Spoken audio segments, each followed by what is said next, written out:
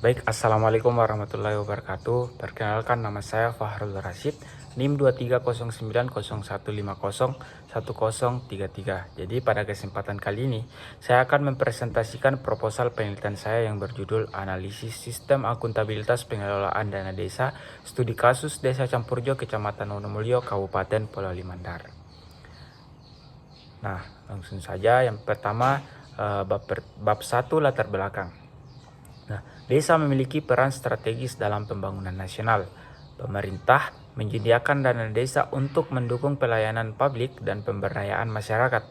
Namun masih ditemukan penyimpangan, penyalahgunaan anggaran dan penggunaan dana yang tidak tepat sasaran. Nah, salah satu contohnya yaitu di Kabupaten Polewali Mandar, yang dimana tahun 2024, 29 kepala desa, salah satunya Desa Campurjo, dipanggil inspektorat terkait temuan pengelolaan dana desa.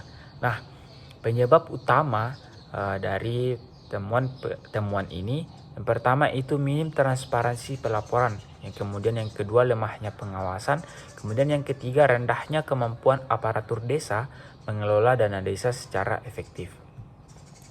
Nah, berdasarkan latar belakang tersebut, maka diambil rumusan masalah, yaitu bagaimana akuntabilitas pengelolaan dana desa di Desa Campurjo, Kecamatan Wonomulyo, Kabupaten Polewali Mandar.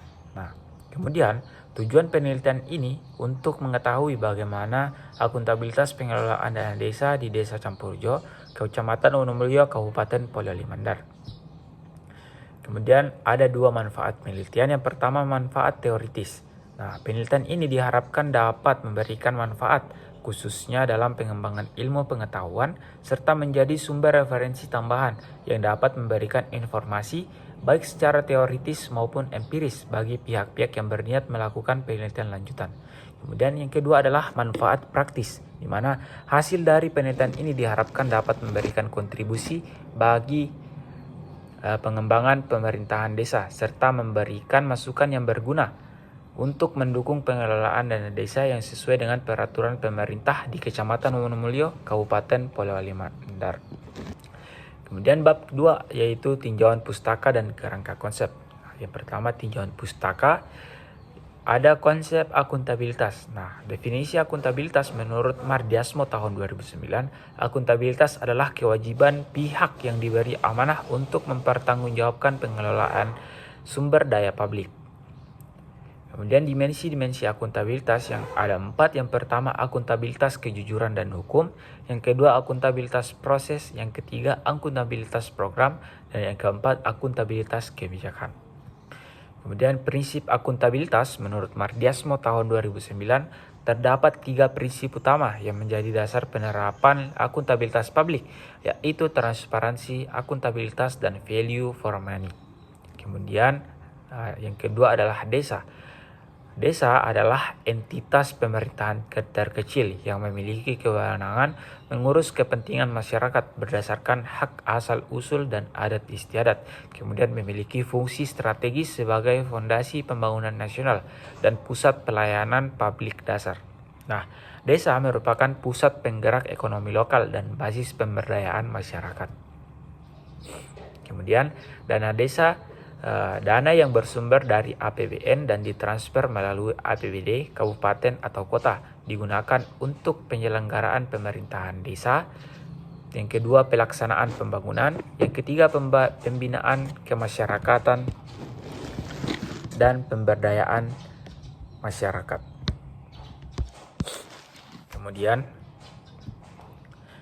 dana desa memiliki peran dalam pembangunan, yaitu mendukung pembangunan infrastruktur dasar, kemudian meningkatkan akses pendidikan, kesehatan, dan ekonomi produktif, kemudian memperkuat kelembagaan desa dan partisipasi masyarakat. Kemudian pengelolaan dana desa, yaitu tahapan pengelolaan dana desa ada 4. Yang pertama, perencanaan. Yang kedua, pelaksanaan. Yang ketiga, penatausahaan. Yang keempat, pelaporan. Dan yang kelima adalah pertanggungjawaban. Kemudian ada penelitian terdahulu, ada 3. Yang pertama, Yawaki tahun 2023 dengan judul penelitian analisis sistem akuntabilitas pengelolaan dana desa di Desa Sidorejo, Kecamatan Wonomulyo, Kabupaten Polewali Mandar. Dengan hasil penelitian, pengelolaan dana desa belum sepenuhnya sesuai dengan Permendagri nomor 20 tahun 2018, akuntabilitas dan transparansi masih rendah. Kemudian Lestari tahun 2017 dengan judul penelitian analisis akuntabilitas pengelolaan alokasi dana desa studi kasus di Banyudono. Dengan hasil penelitian pengelolaan alokasi dana desa telah cukup baik, namun bimbingan teknis dan peningkatan kapasitas aparatur desa masih dibutuhkan.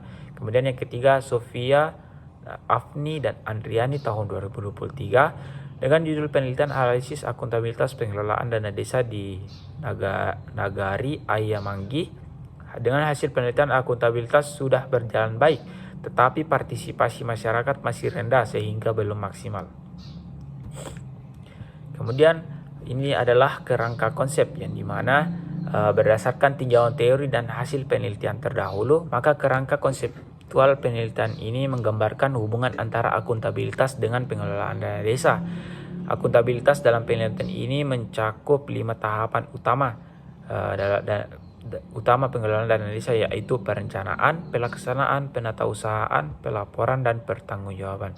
Nah, semakin tinggi tingkat akuntabilitas aparat desa, diharapkan semakin baik pula kualitas pengelolaan dana desa.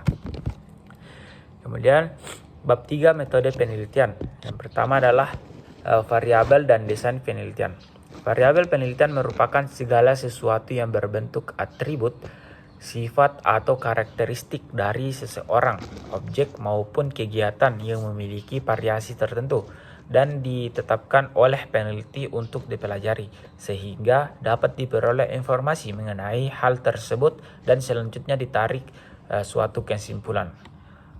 Sugiono tahun 2016. Nah, kemudian desain penelitian. Desain penelitian yang digunakan dalam penelitian ini adalah deskriptif kualitatif. Nah, ini adalah desain penelitian di mana judul penelitian ini untuk menganalisis akuntabilitas dengan menggunakan 2 teknik pengumpulan data, yaitu wawancara dan dokumentasi. Kemudian dilakukan efektivitas pengelolaan dana desa dengan perencanaan, pelaksanaan, penatausahaan, pelaporan, pertanggungjawaban. Kemudian teknik analisis datanya itu adalah analisis deskriptif kualitatif dan kemudian mendapatkan hasil dan kesimpulan.